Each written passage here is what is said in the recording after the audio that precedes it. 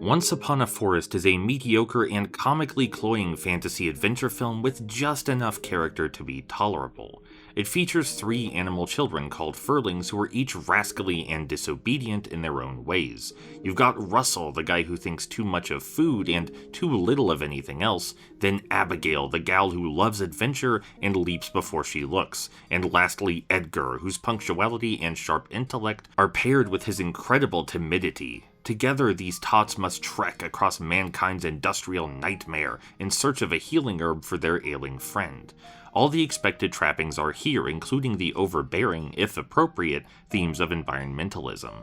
We see the fragile and innocent forest contrast against humanity's callous and exploitative machinery, and the protagonists react with understandable horror. In the face of these alien, overwhelming odds, their perspective widens and they grow into responsible thinking people. It's the standard formula. You're not going to see anything new exactly, but Once Upon a Forest does take all these tired tropes to some sickly extremes. Every time there's an opportunity for emotion, it cranks everything up to 11, the acting, the animation, and especially the musical score. The result is a deeply unearned intensity, desperate to tug at your heartstrings. I'm normally opposed to such manipulation, but it's honestly the most interesting thing about the film. It lends the whole experience a surreal air, even if it feels completely unjustified. The actual storytelling somehow fares even worse. While the characters are written well enough and they encounter engaging obstacles, everything is resolved with unearned conveniences rather than critical thought.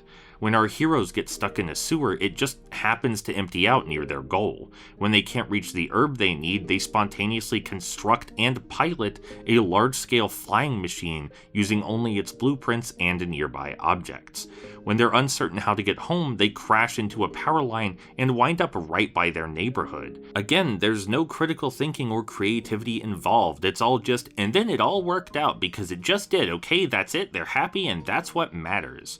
In the rare instances the characters do exhibit proper problem-solving prowess, it's brief and inconsequential. So yeah, on average, Once Upon a Forest is extremely ignorable fluff. It doesn't ask you to think, doesn't ask its characters to think, and its only highlights are the obnoxiously insistent high-emotion set pieces. It's hard to recommend, even as a curiosity, but it is delightfully indicative of its time period, if nothing else.